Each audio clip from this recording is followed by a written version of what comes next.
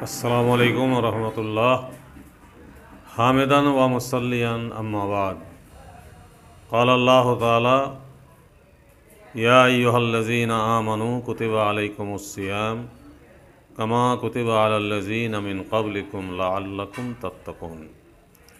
सम्मानित दीनदार ईमानदार मुस्लिम समाज भाईरा, आज शुक्रवार सम्भवत আরব দেশগুলোই মধ্যপ্রাচ্যে আজকে চাঁদ উঠবে, তারাবি নামাজ শুরু হবে এবং ভোরে তিনারা সাহরি খেয়ে রোজা ধরবেন।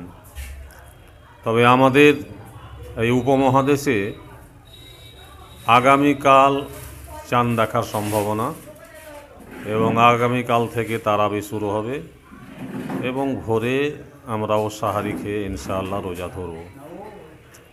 ইসলামের যে মূল 5টি ভিত্তি, তার মধ্যে অন্যতম গুরুত্বপূর্ণ হচ্ছে এই সওমে রমজান।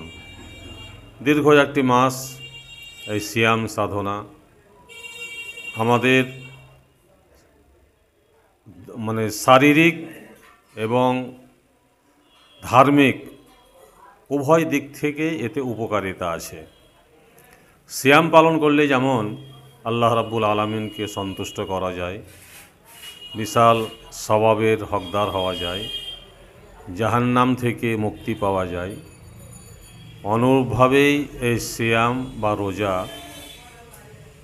আধুনিক বিজ্ঞানীরা এটা গবেষণা করে দেখেছেন যে এতে মানুষের শারীরিক অনেক উপকারিতা আছে। শরীরের প্রতিটি অঙ্গ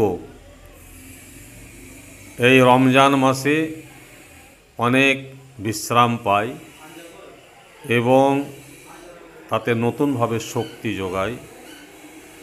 শরীরের অঙ্গ প্রত্যঙ্গ, বিশেষ করে আমাদের যে ইন্টারনাল অঙ্গগুলো আছে সেইগুলোতে অনেক নতুনত্ব আসে। বিশ্রাম পাওয়ার কারণে অনেক কার্যক্ষমতা বেড়ে যায়। আলহামদুলিল্লাহ। এলাকার মানুষের কাছে আবেদন রাখব যে পবিত্র মাস, অত্যন্ত ফজিলতের মাস, গুরুত্বপূর্ণ মাস, সওয়াবের মাস, এই মাসটাকে যেন আমরা সবাই সম্মানের সাথে পালন করি, রমজানের মর্যাদা রক্ষা করে চলি, রমজানের গুরুত্ব উপলব্ধি করি, নিজে করি, নিজের পরিবারের যারা আছে তাদেরকে নিয়ে খুব সুন্দরভাবে আমরা এই সিয়াম সাধনা করি, সিয়াম পালন করি। আর একটা কথা, আমাদের দেশে অনেক গরিব মানুষ আছেন যারা হয়তো রোজা রাখার মতো, সাহারি খাওয়ার মতো, ইফতারের মতো উপযুক্ত ব্যবস্থা তাদের নেই। হয়তো খুব সিম্পলভাবে তারা রোজা পালন করেন। আমাদের অবশ্যই লক্ষ্য রাখা উচিত যে আমার আশেপাশে, আমার প্রতিবেশী, আমার পাড়া পড়োশি যদি এমন অভাবী গরিব মানুষ থাকেন আর যদি আমাদের সাধ্যে কুলোয়, তাহলে আমাদেরকে তাদের দিকে নেক নজর দেওয়া উচিত। তাদেরকেও এই রোজা রাখার ব্যাপারে সহযোগিতা করা উচিত, যেন তারাও একটু ভালোভাবে রোজাটা পালন করতে পারেন। তারপরে আসছে ঈদুল ফিতর। ঈদুল ফিতরেও এই আনন্দে আমরা যেন সবাই শরিক হতে পারি।